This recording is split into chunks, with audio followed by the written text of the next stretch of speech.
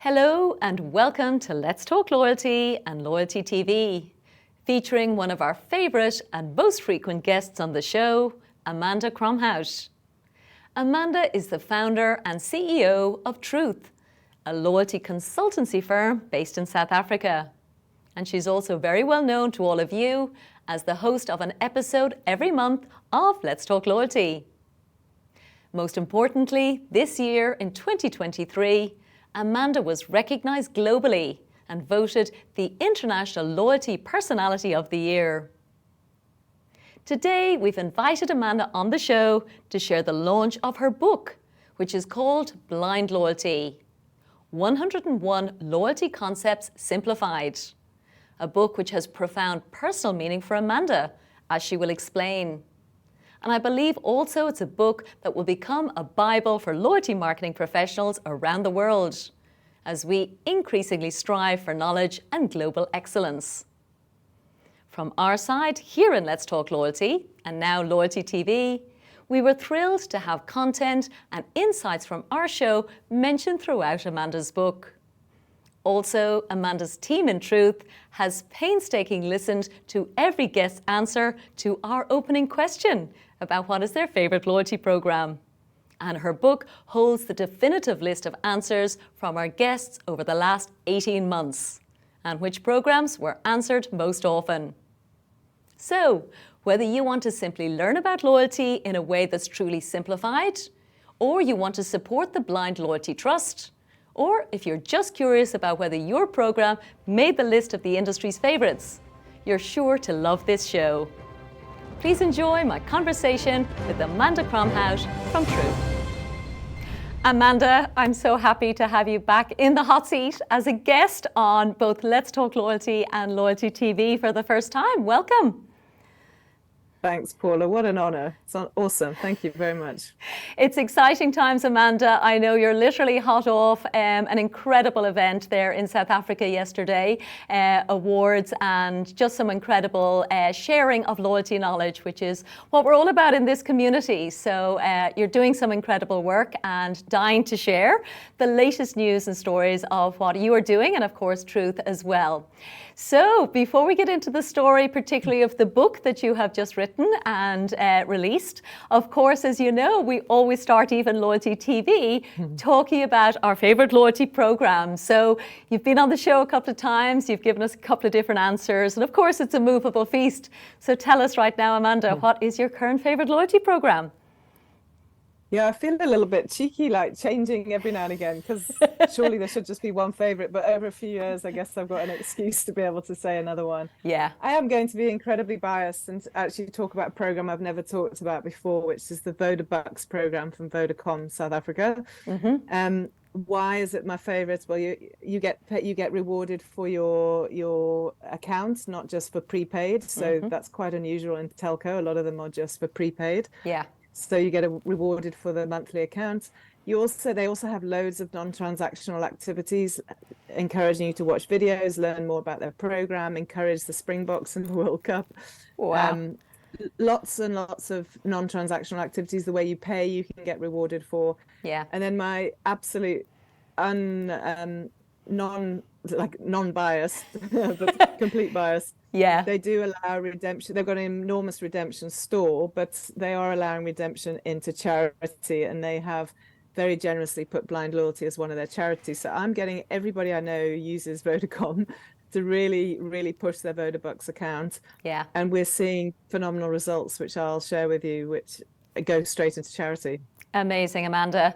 Well, listen, I mean, absolutely, Vodabucks. I mean, I've just heard such incredible things about it and met some of the team, of course. And I know we're going to be doing an episode, of course, about that again coming up soon. So well done to Vodabucks, I suppose, specifically for this, I suppose, very intentional support of you, of the Blind Loyalty Trust, and I suppose in recognition of a fairly difficult journey, if I'm okay to share, you know, that you've had over the last 18 months or so. So very much, I suppose, Amanda, we're here to talk about this charity that you've created. So I think the obvious starting point, of course, is why did you set up this charity? Give us the backstory.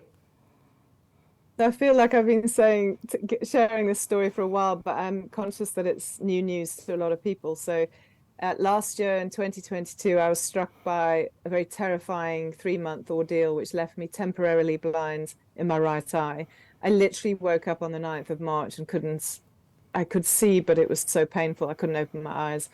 The pain was so terrifying that I literally stayed in bed for 3 months, saw the professional eye surgeon every day. And he was so scared about me losing the eye. Eventually, I had 2 emergency transplants of the cornea. And it was a thing called fusarium keratitis, which is incredibly rare and incredibly resistant. Yeah. And it gets a big acknowledgement in my book. Yeah.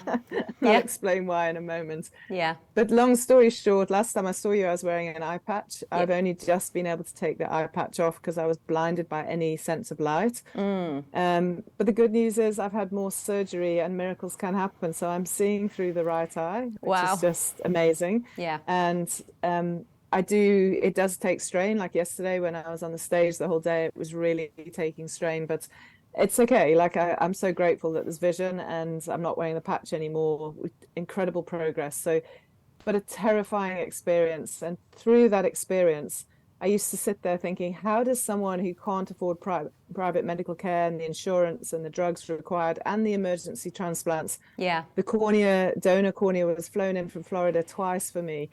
So you can imagine the cost that was covered by insurance, all covered out of my pocket. Yeah.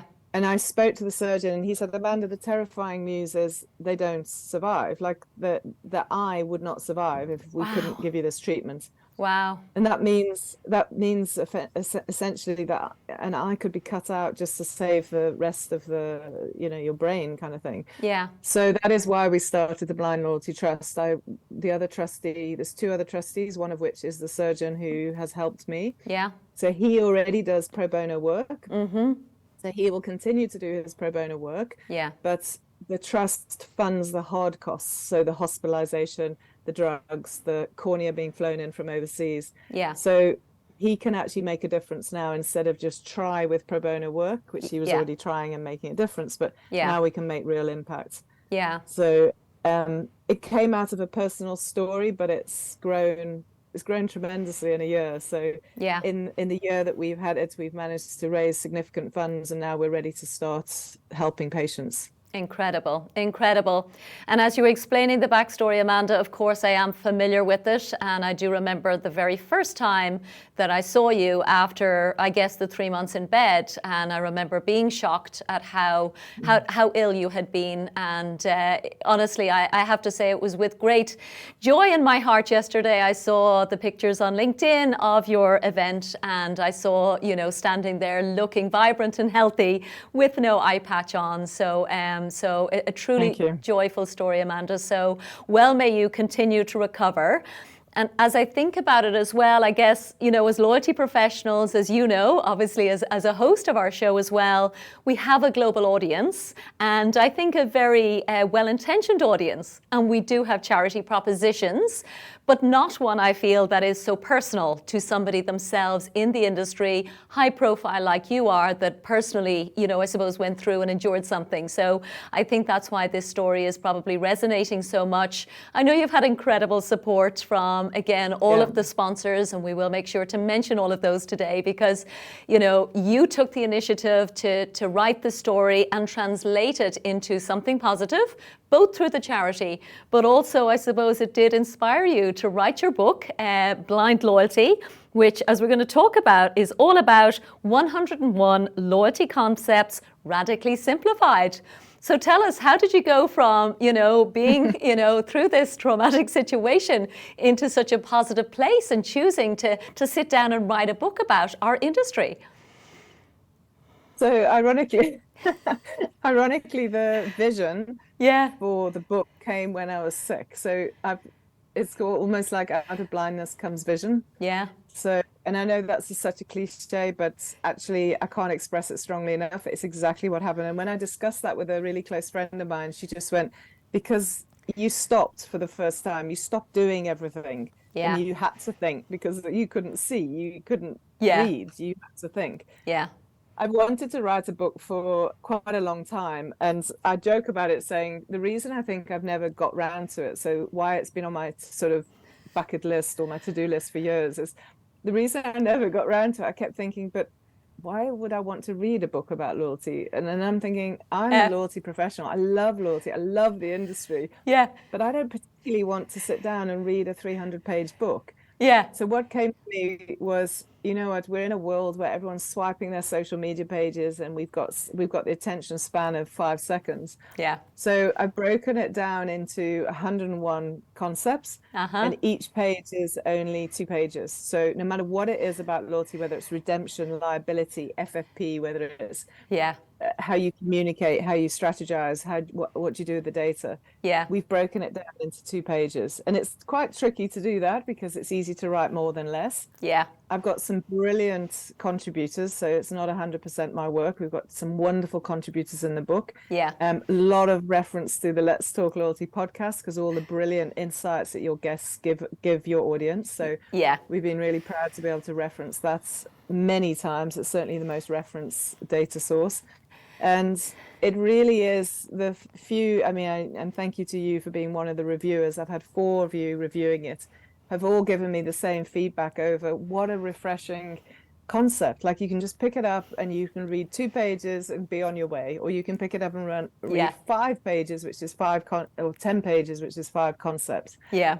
So I'm really proud of the structure, because I think it's fresh and it's new and it's very easy to consume. Totally, and actually, you've reminded me, Amanda, and I've mentioned it a few times on the show, so you might have heard me mention this before, but, when the internet was invented, or at least became mainstream, let's say 20 years ago, and I certainly always had a passion for usability, which again is based on the premise of simplicity.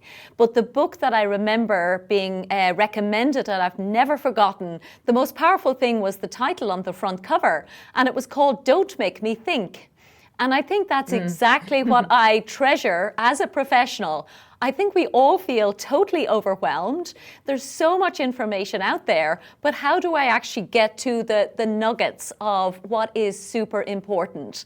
And again, I think the sheer fact that you have 101 topics proves the fact that it's a complex business. At the end of the day, we don't want to ever say that it's not, but the fact, that you've managed to simplify it down to 2 pages per topic, I can imagine that was super challenging, because like you, I can write pages and pages, but writing less is much harder.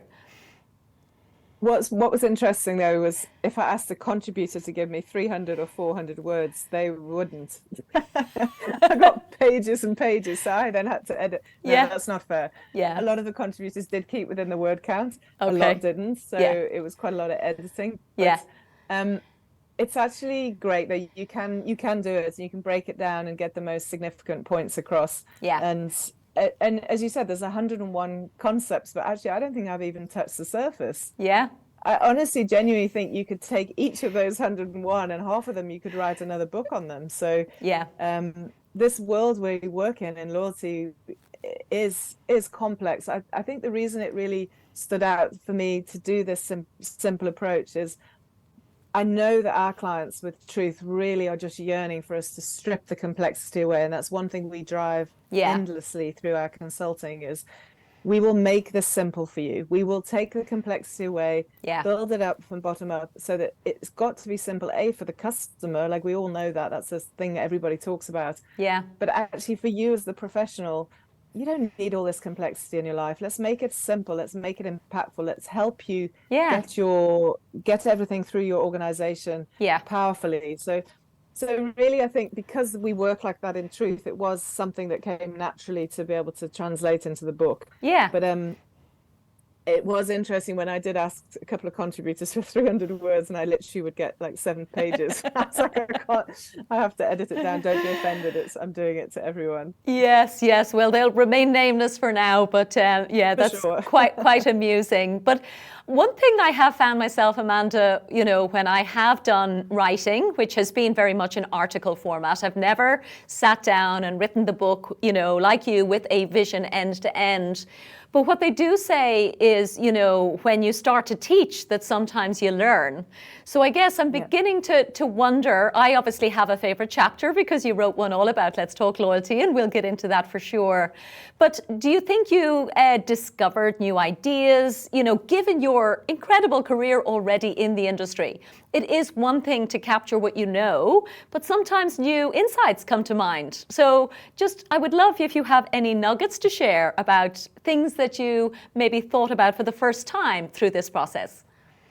Without question, like you're absolutely right. It's such a learning process. So there's a couple of chapters where I'm less confident, without question. I mean, I don't have the most experience of anyone in the loyalty industry. So there were quite a few chapters. Some chapters were super easy to write. I literally sat there and went, and it was done in half an hour. And others took me days because I had to go off and research them. Yeah. And where I really found insight, well, a couple of the contributors I deliberately asked for great contributors in the areas maybe where I definitely know less. So, for example, Len Laguno speaks about liability, and he's the world's expert in liability. Everett de Boer, he spoke around the FFP valuations, which is just fascinating, especially with the change that is happening in the frequent flyer programs. You know, you've recently had American Airlines or Emirates and IAG that are all shifting their programs from pure travel rewards to this partnership ecosystem. It's just dramatically different. So it's so fabulous to have those kind of contributors. And then there were other chapters, maybe like fraud, where actually I took advantage at our Leaders in Loyalty Summit, and I had Wolczek from Cromhout on the stage, and we had a whole discussion about fraud, where I'm definitely not the expert. Like, I've got a lot of experience in it, but I reached out, and you'll see when you read the book, there's well, you've read it, but when anyone else reads the book, there's endless quotes and endless references to the experts around the world. I'm really excited to be able to reach out now. I've launched it to go to a lot of these experts who I didn't ask their permission for, because it's a quote and they're attributed to the quote, and say, look, I've used you because I believe you add more value than words that could come out of my mouth. So from that point of view, you're right. It's been a complete learning for me, and a complete wonderful way, in a way, to bring so many experts of the industry in one publication. And was it, dare I say, harder than you thought? Was it easier than you thought? I always feel writing a book, you know, is something that many of us, like you said, have on a bucket list, or we want to do it for many years, and then making that decision to sit down and do it, not something I've done. Now that you've finally launched the book, we're recording today, literally the day after your Leaders in Loyalty Summit, where I know you, we're delighted to give away the book, courtesy of the sponsors, and we'll talk through that now. So how was it, I suppose, just as an experience to sit down and become an author for the first time in your life? The writing of the book wasn't the hardest, actually. What's hard is afterwards, when you've got to work. We had an incredible gentleman called Jörg who helped us with the publishing and formatting and getting it printer ready. The frustrations come when you're battling with that kind of thing. He took a lot of that pain away, which is great.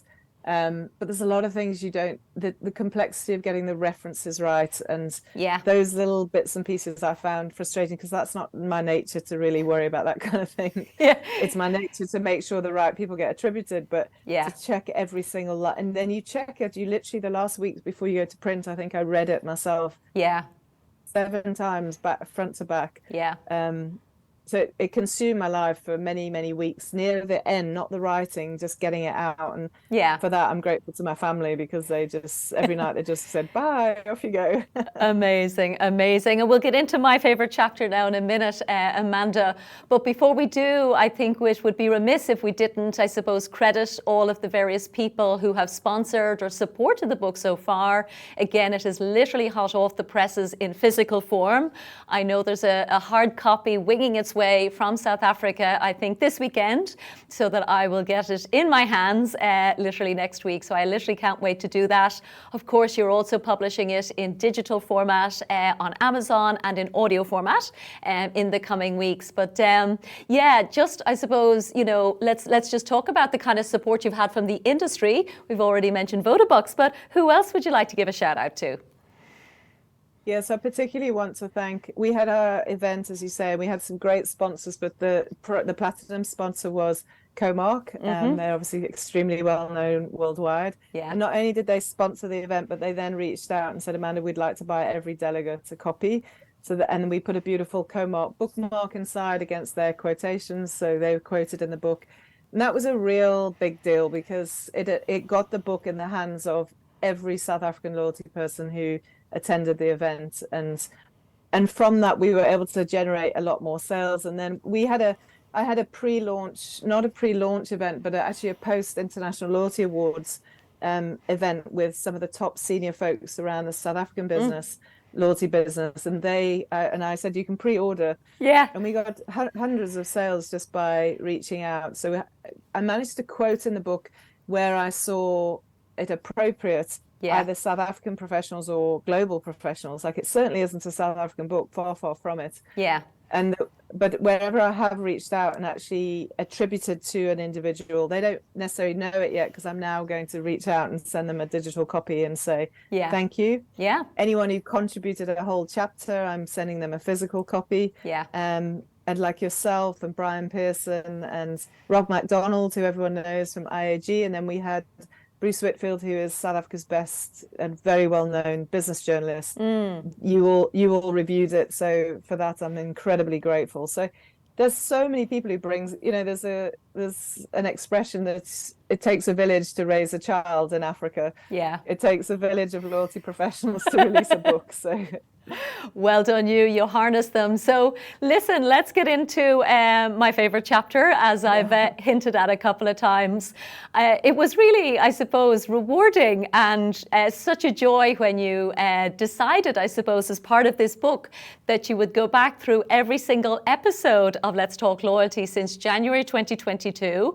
So essentially 18 months of episodes, and you had your team listening to our favorite opening question, and I suppose compile for the very first time a list of what are loyalty professionals who have been guests on Let's Talk Loyalty saying are their favorite loyalty programs. So it's a wonderful compilation. I think we'll be doing an awful lot with this list now in the coming weeks and months, now that you've done all the hard work. So first of all, thank you for doing that incredible compilation. Who was it on your team, Amanda, that particularly led on this side? Absolutely, I want to give credit to her. So it's Ro in my team. I listen to most of your podcasts anyway, but I don't scribble down who they said their favorite program was. So Ro, I believe Johan Mulman was your first person you asked that question to, and he's absolutely from South Africa. So we went back to that first episode, and then she listened through until we got to the 13th of July. We could have kept going because we actually didn't press print but I had to call it, otherwise we kept changing the editing. So it ran until the 13th of July, which got us 100. It's chapter 100 of 101 chapters. Amazing. And we've got 100 favorite loyalty programs from your guests. Incredible. So were you surprised about, the top 1, 2, or 3? I mean, I certainly wasn't, Amanda. So do you want to do the grand unveiling? I feel like doing a drum roll here, but do you want to share with the audience what came out top? Of course. I wasn't surprised at all, having listened to so many of your shows. I think if I hadn't listened to so many of your shows, maybe I would have been surprised. Because I haven't necessarily heard so many people talking about number one. Starbucks rewards. So that was absolutely the first. Second was Amazon Prime, which didn't surprise me at all. And third, Emirates Skywards. I think it's worth mentioning 4 and 5 as well. So we've got Emirates Skywards as number 3, Qantas Frequent Flyer number 4, and then Sephora Beauty Insider as number 5. So they're names that we hear all the time. In fact, many of them I've quoted in the book as well, without even seeing this list. So it was a stunning exercise. What was really interesting is you've got pretty much about 19 brands that are mentioned more than once. And then you'll see on the adjacent page a long list of 80 plus or minus brands who were mentioned once. So they're kind of in equal position. We put them in alphabetical order, so there's no hierarchy involved. But it was wonderful. It was a wonderful it's a wonderful question that you guys, you and guest hosts like myself ask anyway. Yeah. So I thought it was worthy of capturing the top 100. It absolutely is worthy, Amanda. And, honestly, from our perspective, first of all, of course, it's a prospect list for future guests. And when I think back, of course, when I think back to when I started the show, I do remember at one point, again, probably naively going, I'm going to run out of programs at some point. It's going to get repetitive. How will I keep the show fresh? And here we have a list of 100 programs. And I won't say I'm ashamed, but I will say I'm mildly disappointed we haven't got 4 out of the top 5 on the show as yet. Not that we haven't tried, but we have reached out, and a lot of these companies, of course, first of all, are extremely busy. Secondly, sometimes they don't necessarily want to be sharing too publicly. But hopefully now we've earned enough trust over, I think we're at 450 episodes almost now, that we can reach out with this added recognition and say, particularly, for example, Starbucks Rewards, Amazon Prime, those kind of programs don't need publicity, but I think in the spirit of this community, I know what we're all about is trying to get them to share some insights in terms of what they do. So that's my plug for anyone listening from those programs or anyone connected to those programs to make sure that we do have them on the show. Because I feel like we're doing a public service here sometimes, Amanda, like as selfish as it is, like, as you know, I started this show from a place of, just passionate curiosity. So absolutely wonderful. And again, Qantas doing some amazing work down in Australia, Sephora.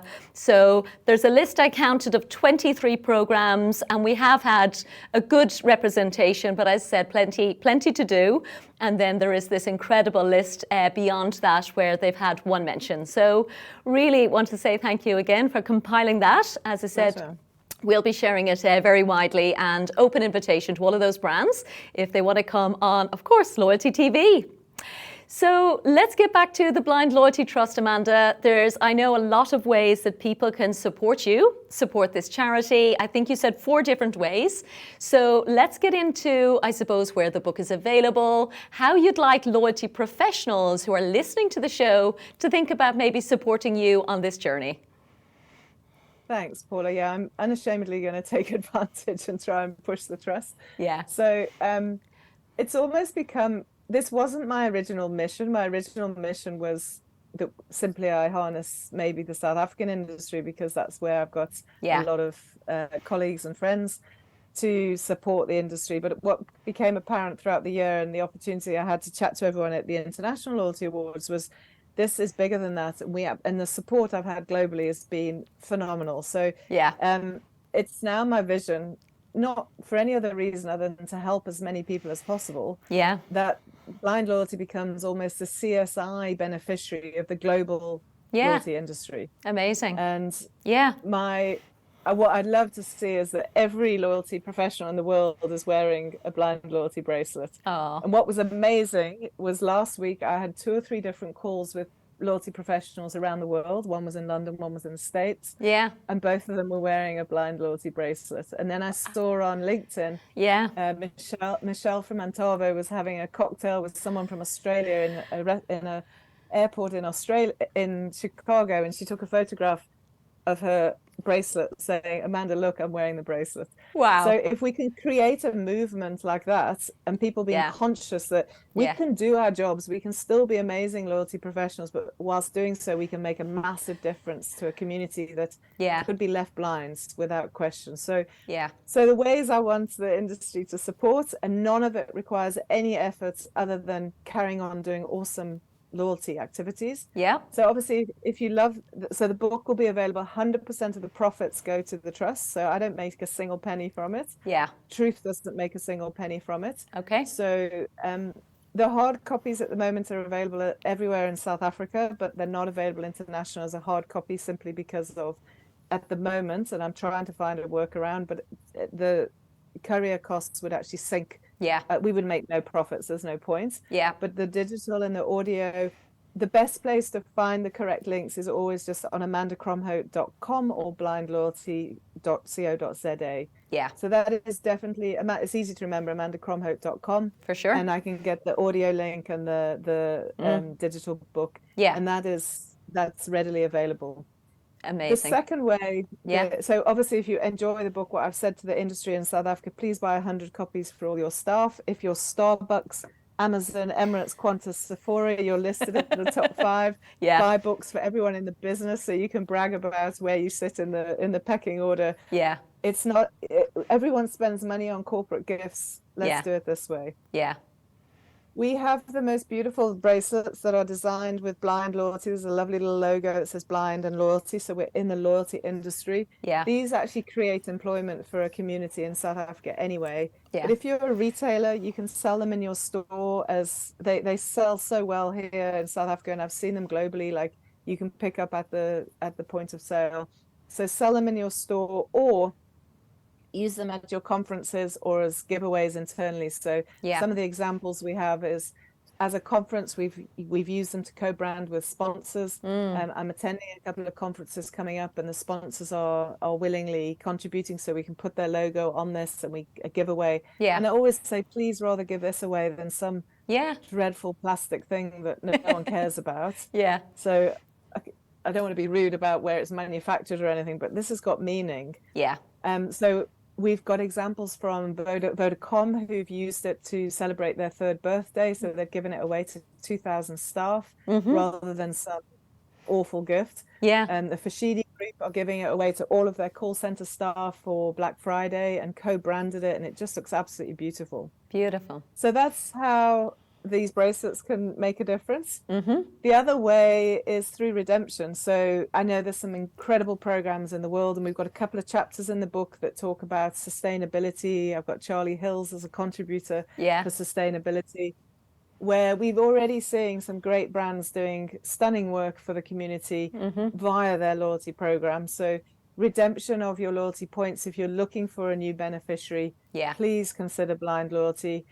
It's simple. We've already set it up, as I said earlier, on Vodabucks, and in 2 months that program alone has managed to contribute so much more than so many other activities we've tried to initiate, because they've got an incredibly engaged base, an incredible large number of customers who can redeem their Vodabucks. Amazing. So we would love to be the redemption partner of any loyalty program in the world. We're not going to, we're not going to be picky there, because it's free money to the trust. The other way that is less sustainable, but it's interesting, is some of you know I do crazy things like endurance events. If you are running a park run that's 5 kilometers, if you're running whatever it is, you can become a blind loyalty hero. We've had folks all over the world already do that. So if you're interested in that, I will gladly hold your hand through the process. It's fun. You just raise money, and the money goes straight to the trust. So, and obviously we accept corporate donations, and we've had some really generous donations. Straight off the back of the International Loyalty Awards, the prime sponsor there, Nyax Coinbridge, generously donated. You know, that I certainly don't turn that away. I'm so grateful for it. So but corporate donations are hard, right? Everybody's asking corporates for money. So that's probably our least sustainable channel. The others are keep doing what you're doing. Keep redeeming points. If you're doing events, that so many events we all go to, please consider the blind loyalty trust bracelet. Like our friend Sarah in Australia, she had the bracelets at her event in Australia. Beautiful. I got on a call recently with the Asia Pacific Loyalty Awards, and folks were wearing them and talking about them. So it really is creating awareness and a bit of a movement. I love that word, Amanda. No shortage of ambition, of course. And I was just reflecting, actually, I remember talking a long time ago, with somebody in a charity, and they were talking about, again, the fundraising challenges, and they were talking about, you know, how much money it cost to keep their offices open and their executives employed. And I really felt uncomfortable, because I knew that was true, to operate and support what they were doing. What I feel is different about yours is it's going directly to a human who either will or will not be able to see if you can support them with your incredible surgeon, who I know prefers to remain anonymous, but nonetheless has saved your sight. So we have to give a shout out to him for being a remarkable human. And this is, again, what I feel like the Blind Loyalty Trust is doing, is making a measurable difference to somebody who has, you know, potentially suffered like you did. So very powerful stuff, Amanda. Something else you want to mention? Yeah, thanks, Paula. Just on that, so we have zero. The only cost that comes out of blind loyalty that doesn't go to a beneficiary Yeah. is very simply some legal costs that it took to set us up as a NPO, or as a, the legal Yeah. costs were, we've spent them already, because it just all the administration to be registered officially. Yeah. Some dreadful bank charges that we have to pay. Sorry to our bank. Yeah. Has to be done. Yeah. And that's it. Like, if we Yeah. buy the bracelet, so Truth paid for the entire print run of the book, and then once those costs are recovered, 100% of the profits go straight across to the trust. We buy these bracelets, and then 100% of the profits go back to the trust. So there's no running costs. It's myself. Yeah. And the Truth team are helping me row, particularly with the admin. Yeah. And other members of the team are doing some of the marketing. It's just part of the Truth sort of portfolio, because it fits with loyalty. It's not a separate function. And that's what I'm trying to encourage the loyalty industry at large, to say it doesn't have to be a onerous, annoying, goodness, we have to do this, it's going to take work and effort. Actually, it doesn't. No, you've made it super simple. Yeah. Switch on a redemption, buy an awesome loyalty book. Yeah. Yeah. and you're going to give away something at your event. Yeah. Choose the bracelet. Yeah, something meaningful. My goodness. Yeah. Well, listen, it is an inspiring story, Amanda, as always. I'm really thrilled that we've been able to share the story, as I said, with the book literally coming hot off the presses. We were going to do, of course, our usual podcast in audio, but I felt like we needed to see you with, no eye patch and have the full Loyalty TV experience. So again, I'm thrilled that we've been able to record with you on video today for the global community. The only other piece I wanted to maybe mention, I know your husband had a role in naming the trust, so maybe just wanted to mention a little bit about that piece, and then anything else that you think our audience should know about the book, about the trust, or about Truth before we wrap up. Oh, thanks, Paula. Yeah, Theo's very creative, and he just said to me, way before Blind Loyalty, the book, became a reality, and when we started to talk about the trust, he just joked, because of loyalty. He just went, "You should call it Blind Loyalty," and I was like, "That's ridiculous. I can't do that."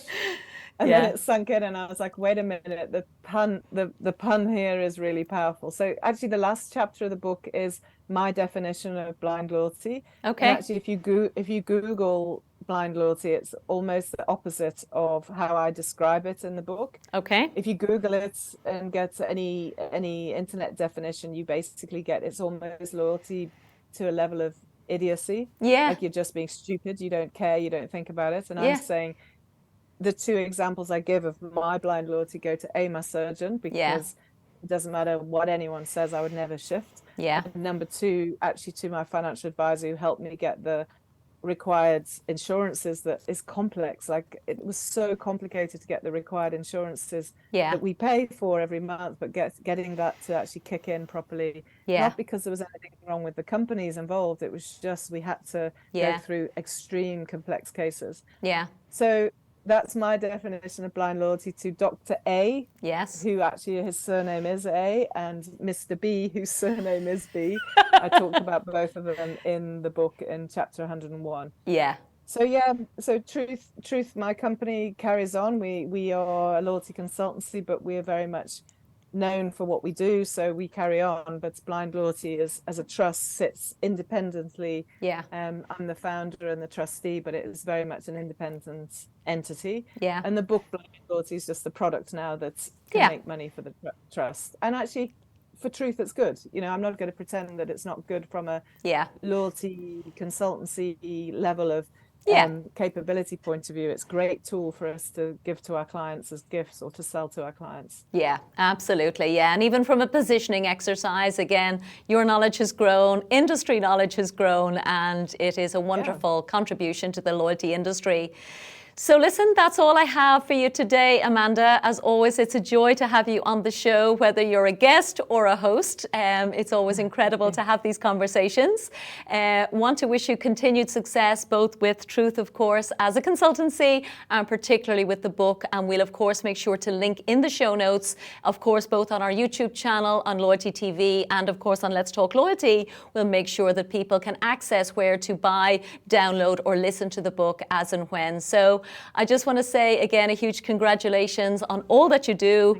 Amanda Cromhout, founder and CEO of Truth, thank you so much from Let's Talk Loyalty and Loyalty TV. Thanks, Paula. Thank you.